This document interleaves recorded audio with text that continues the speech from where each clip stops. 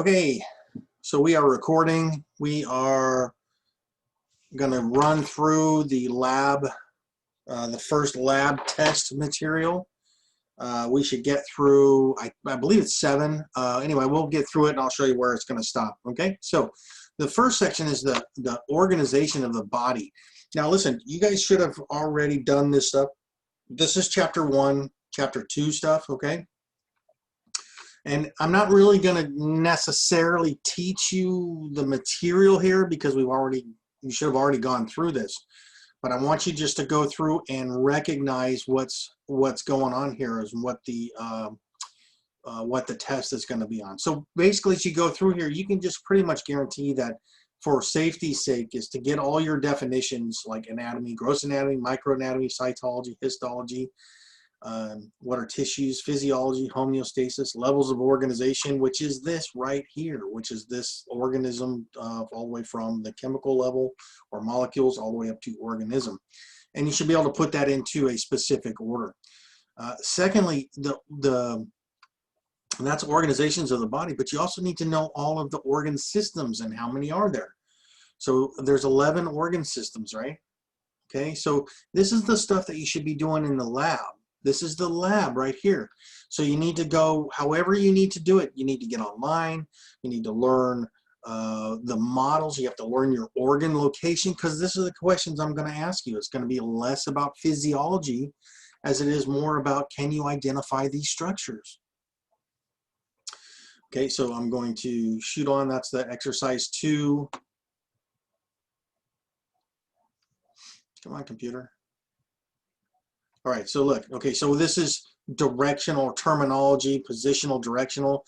We talked about anatomical position. You guys should be able to answer all this stuff. If you can't answer a language question, like for example, the elbow is what to the wrist? So it's what? More proximal, right? The wrist is more distal to the elbow, or the shoulder or axillary region or whatever it is. So all of this comes into play with the terminology that we talked about, right? Okay, so you should be able to answer. The backside of a person is also known as the what? Posterior, dorsal, ventral, anterior, okay, superior, inferior, deep, superficial. We went through all this stuff already, okay?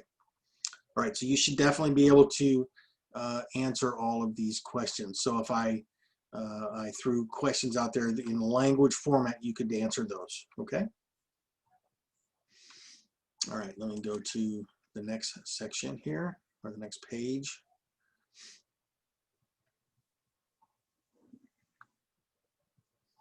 Okay, so here in, come on, computer. Is that it? Okay, that's all it's going to give me. Okay, so anyway, you should be able to do that stuff. Review the next directional terms.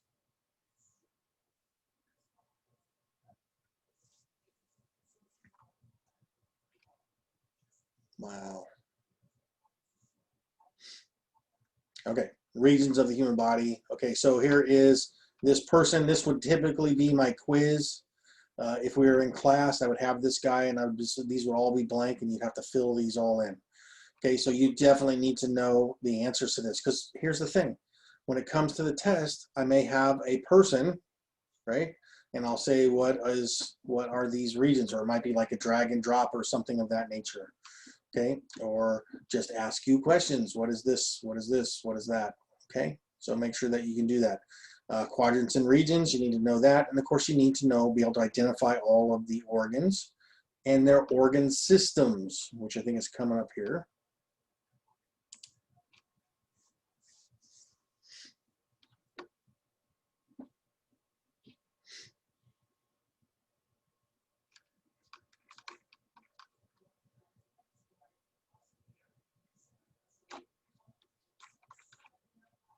Okay, let me just move on here.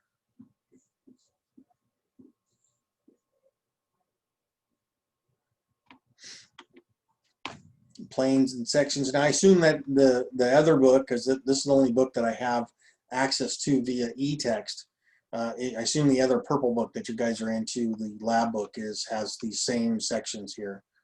If they don't, just let me know and I'll make sure that we stick to that. Okay, so go through this. You should be able to say show the planes, different planes: frontal, coronal, sagittal, transverse. Okay, mid-sagittal, parasagittal, all that fun stuff.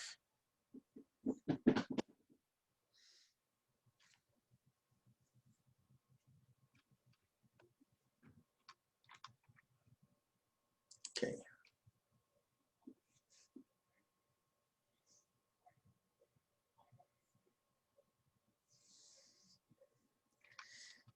Body cavities. Okay, so people have a tendency to mess this up. So this is, you can imagine taking this picture and then breaking it down into this as well. And then you see the mediastinum. Remember, please, that there are two pleural cavities, right? Not just one. There are two pleural cavities. And that's not plural as in two. That's pleura, as in like pleurisy. That's lung. So there are two of those, okay? And we have the mediastinum is between the pleural cavities, but around the pericardial cavity. And then, of course, the layers for all of these different cavities is a visceral and parietal layer, a visceral and parietal layer. All right, so as you're doing your reading, you should be able to distinguish those and understand what it's telling you when it says something like the visceral pericardium or the parietal pericardium. Right, that right now you should be like, oh, because we've already had this test, you should be like, oh yeah, I understand that, no problem. Okay, if you do not, then you need to figure it out, all right, because you're getting behind. Some of you guys didn't do so great on, if you're in my lecture class, you didn't do so good on the first test. Okay, 5, so there's your procedures, what you need to do or should be able to do, identify organs in the various cavities, ventral body cavities. Again, this is going to be identification. You have to be able to tell me where all your organs are. That's kind of a really basic thing, don't you know? Like, where are the kidneys located? Where are they? And that's just not point and click. There's some terms for that. And it even said that back there, which was the kidneys are located retro, which means what? Behind. Retroperitoneal. So look, we have this a labeling thing here, right? Okay. So you should be able to do that. You should be able to do this without having to look in your book, because Lord knows I'm going to have it on the test. All right.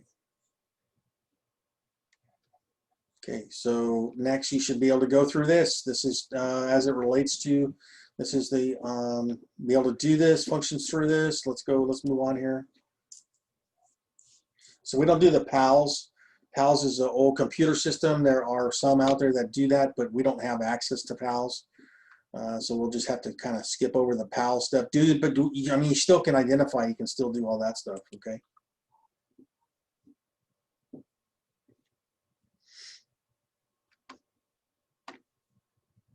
There we go. Okay, so here's the organ introduction to organ systems. And of course, this again was on your list, and all this stuff here, you should be able to tell me what it is. Because if I point to a specific structure, whether that's muscle, whether that's this little white thing here that's attached to this muscle, which would be what? Tendon, right? So tendons are part of the muscular system, and ligaments are part of the skeletal system, okay? So you should be able to go through and identify all of the structures associated with the organ systems, not to mention be able to tell me what organ systems there are. Look here, here's a picture of a cat, okay? So you should be able to go through here. No, I'm sorry, that's not a cat. I was gonna say, wait, that doesn't look like a cat. Yeah, okay. Wow, they really did that one up, didn't they? I was like, where's the spleen? Okay, right there. Anyway, you should be able to go through there. I don't think I've ever seen this picture before. Is this new? Anyway, doesn't matter. Okay. Okay, so we're gonna go through and gotta be able to identify structures, like your pancreas, your spleen, your livers, right? Your liver, right? Your lungs, your left and right lungs, of course, your aortas, tracheas, all this stuff. What is it associated with? Okay, so let me go there. So anyway, use this stuff to identify structures. That's a great picture, by the way.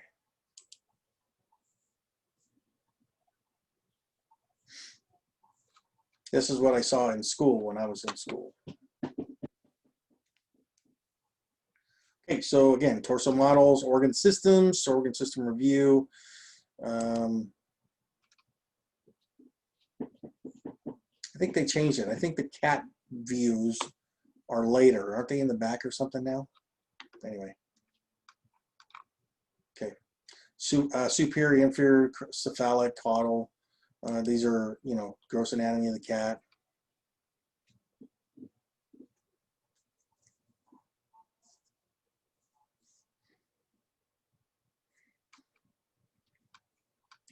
No, there it is.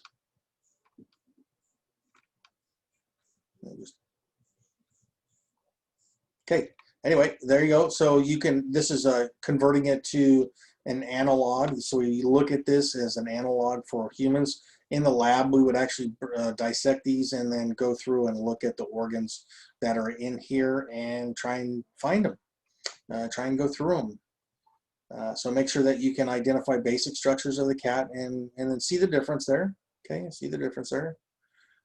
I probably won't have a cat on your test, but it's a nice to be able to see the comparison of those two structures.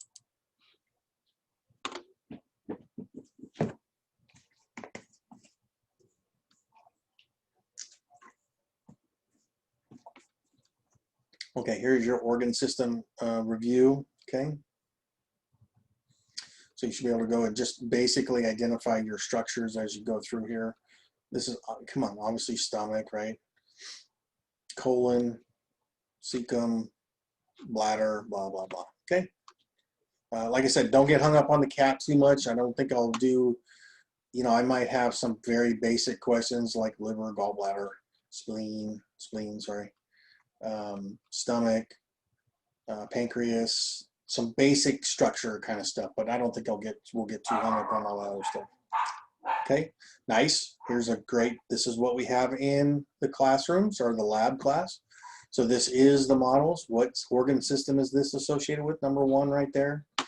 Number 3, number 5, of course, those are obviously our left and, make sure you use left and right when you can. All right, so those are good ones to look at. Matching. Okay, make sure you go through and do all these ones that you can.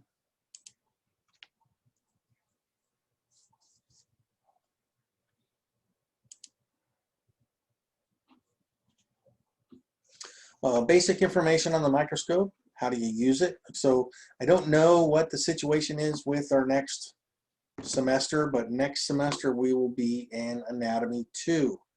Now, Anatomy 2 with the microscope, you're going to have to look at slides, whether that's on a picture or through the microscope. But if we have the microscope, then you'll have to be able to use it. And I don't get all worried about it, because I have so many Anatomy 2 people that come see me in my class that still don't know how to use a microscope, so I have to show you guys that all over again. So that's nothing new. Just if you kind of understand how to use the microscope and the basic how it's set up, no problem. Okay. Again, I probably won't get excited about, you know, doing microscope pictures in this thing. Like this would be a normal quiz I would have in the lab. But for Anatomy 1 for you guys, but in Anatomy 2, I make you set up a microscope and I tell you to find a couple different things, but obviously we're not going to be able to do that. I'm not going to be able to set it up. And what that does then is it makes you have to learn how to use the microscope and then have to show me where this particular item is in the slide. Okay. So just kind of go over it, kind of read through the microscope. Again, I'm probably not going to have any questions on the test for magnification or microscope, but yes, I would have some for magnification. Okay.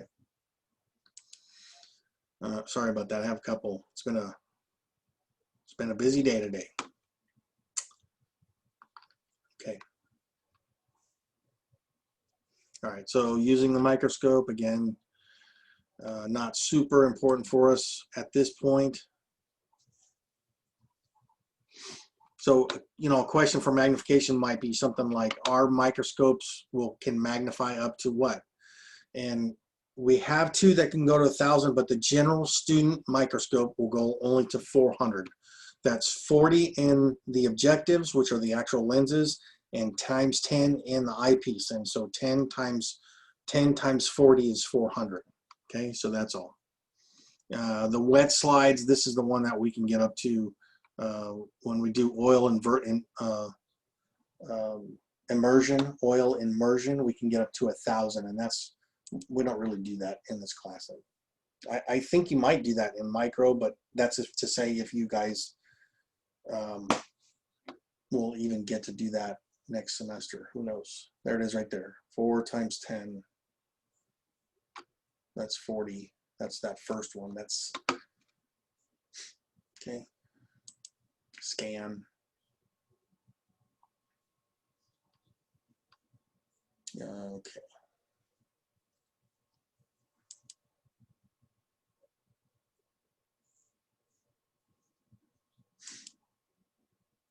Just do your best on those sheets, okay?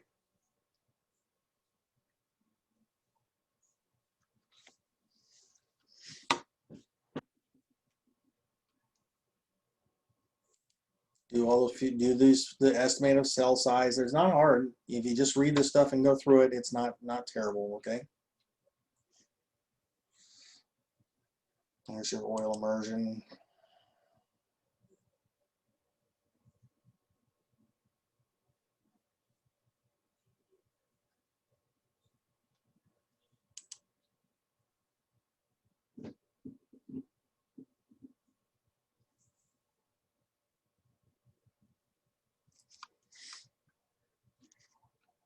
Most of you guys should probably already have this done.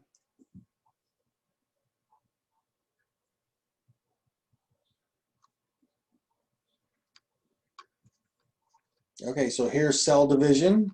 Okay, that's good. So this is what we're looking at right now in chapter, right? Or in lecture, rather.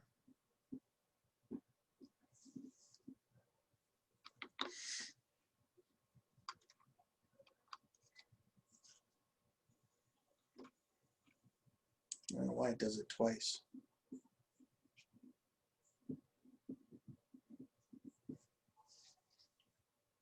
Okay, anatomy of the cell. All right, so we've already gone through the cell stuff. That's the chapter 3, part 1 for for lecture class. And so here it is again in our lab class. So again, this is about, you know, you have a picture of the cell and staying out of physiology a little bit. I mean, might have a couple questions in there, you know, like the nucleus or mitochondria is a great one to talk about because it's what? It's the powerhouse of the cell. But what's more important than that? We know that it makes ATP. Okay, that's easy. But what about the Krebs cycle? What is that? What is citric acid cycle? Tricarboxylic acid cycle? What are those three things? So what type of respiration is that? That's aerobic respiration. Where in this cell does anaerobic respiration occur? What's the name of that process? We already found out that aerobic respiration in the mitochondria is with oxygen. That's called the citric acid cycle. Krebs cycle. TCA cycle, tricarboxylic acid cycle. Those are all the same name. All right, so where does that glycolysis occur? What's the byproduct of glycolysis? Okay.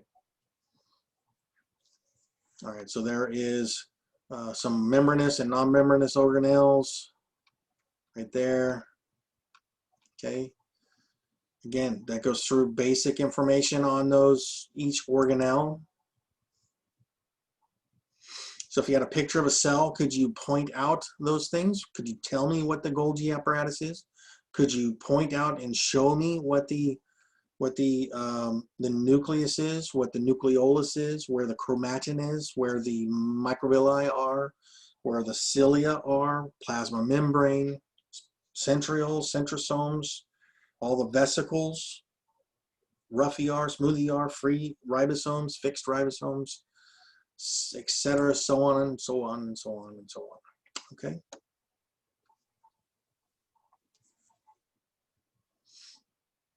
All right, let's move on here. Okay, so observing the cells. Okay, so this is actually looking at the cells, different types of striated cells. Okay,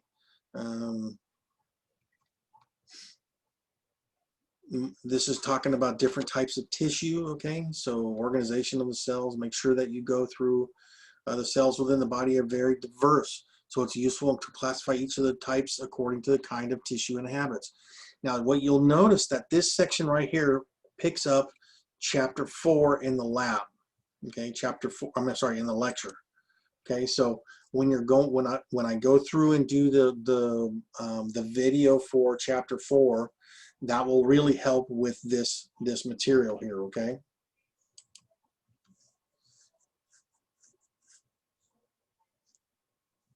So again, I'm going to remind you that if you're in my lecture class, um, chapter 4 is a little bit more, a little tougher than chapter 3. Okay. All right. So here's our cell division, which we call what? When we're talking about somatic cell division, it's called mitosis.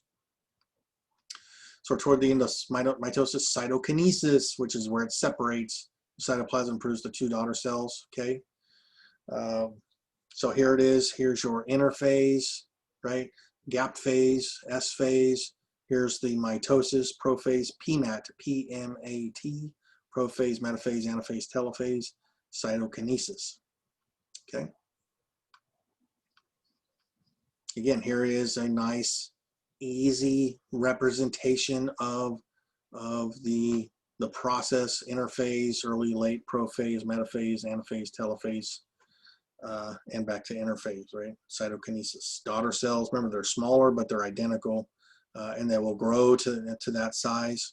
Some great pictures here. Here's that metaphase plate, and what is this right here? These are the chromosomes, right? These are the chromosomes, and this is coiled DNA, right? So when you're up here, this is chromatin, right? So this is chromatin. This is uncoiled DNA, and this cell is doing its job, whatever it's designed to do. What you start to see in these prophases, you see these centrioles polarizing. You see the nuclear envelope actually starting to dissolve. You see the DNA starting to coil up until we get to this, right? Well, how many chromosomes do we have? Right? Right?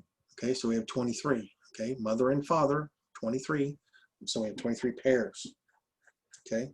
All right, then it lines up in a nice line like that. This microtubule, remember that's part of the cytoskeleton. We talked about that. It's not only does it part of the transport system, but it'll also come down and grab these chromosomes and pull them apart.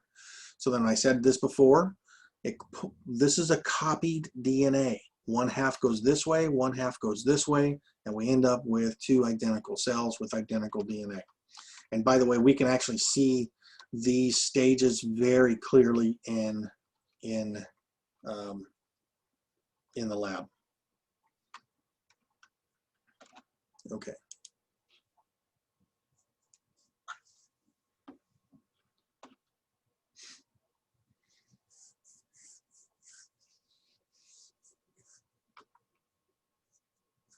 Okay, so go through your book, draw all this stuff, make sure you're doing all this stuff, okay?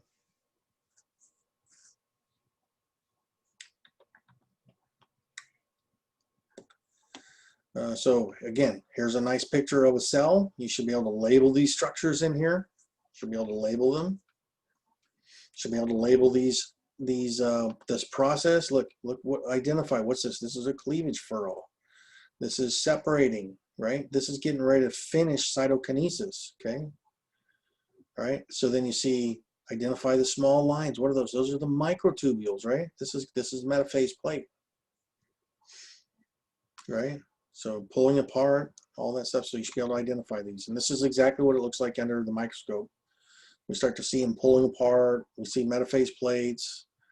We see the nucleus degenerating. Here it is, cytokinesis. Look at that cleavage furrow right there. That's a great one, pulling it apart there. Okay, go through, here you go. Here is matching. You should be able to do all this stuff, fill in the blanks, short answer, drawing, draw it, all the stuff you should be doing.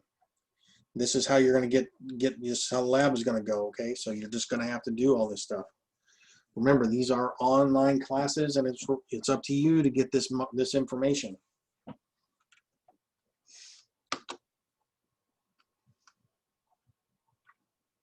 Let me see what this one is. Oh yeah, this one's going to talk about isotonic, hypertonic, hypotonic. Yeah, okay.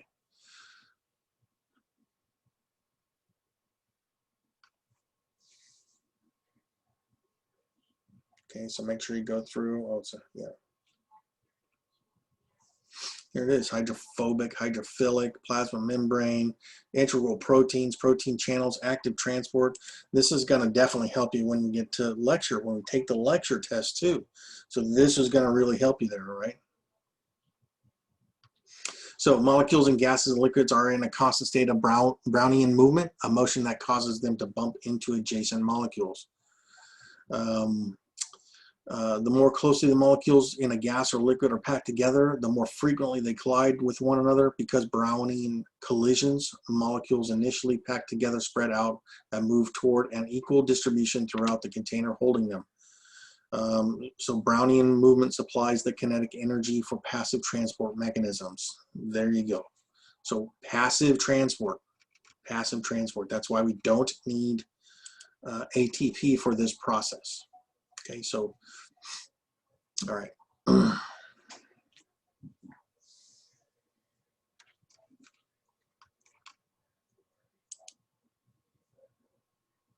you guys can do some of this stuff all day long. You can do some of this stuff in your house.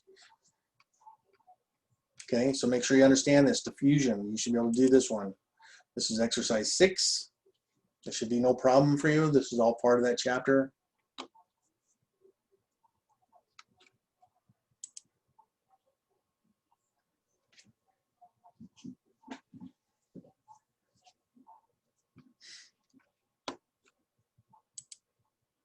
Okay, so again, if it's an experiment, how, unless it's something real simple at home, how are you going to do that at home? So just do your best, all right?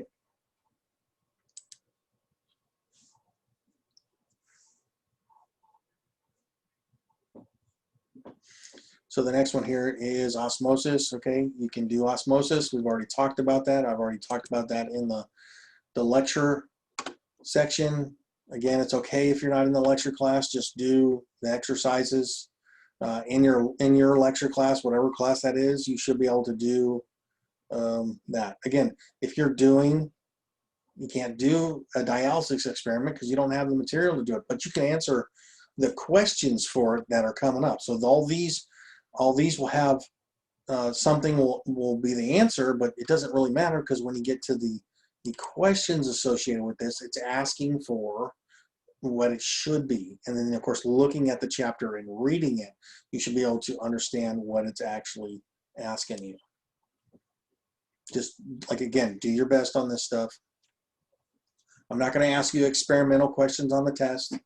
The questions I'm going to ask you are, what is osmosis? What is diffusion? What is this? What is, these basic definition questions, scraping on just the surface of some of the physiology stuff, but primarily locations, anatomy pictures. So we did this already. We talked about the red blood cells and isotonic and a hypotonic solution, a hypertonic solution. Okay, remember, you can say that another way. This is not only is this a hypotonic solution, but it's a hypertonic cell, right? And this is a hypertonic solution, but a hypotonic cell. And when you talk about crenation and hemolysis, you're only referring to red blood cells. Okay. Tonicity, okay, osmolarity, those are just definition things. So anytime you hear tone or tonicity, you're referring to the particles inside the fluid, whatever fluid that might be, okay?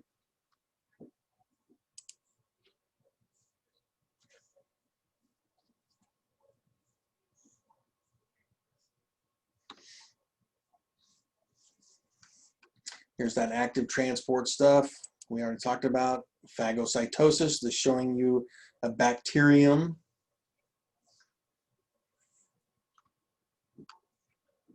Okay.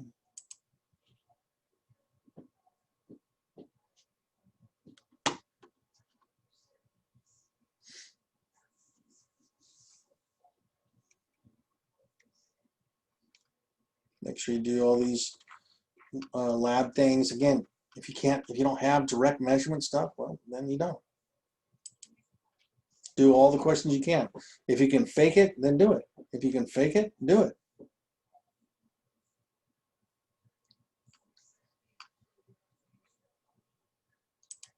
And here's that epithelial tissue. Okay, epithelial tissue.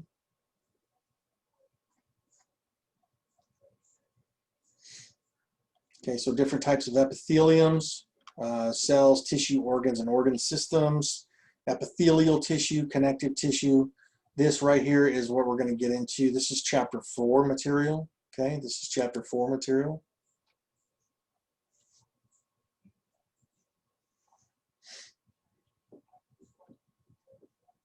Okay, so what I'm going to do is I'm going to stop right there. Okay, I want to give you the lecture material first before we do the epithelia.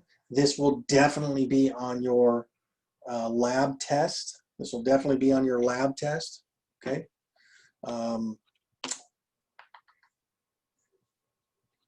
Okay. All right. So anyway, I'm going to stop right there. I'm running out of time here. I don't think I wouldn't be able to finish this section anyway with the amount of time I got. So go ahead and go through all that stuff. Make sure all your stuff is done. And then I will get with you guys on Monday for Zoom. Okay. Monday afternoon. I'm going to try and do a 6 o'clock Monday afternoon Zoom.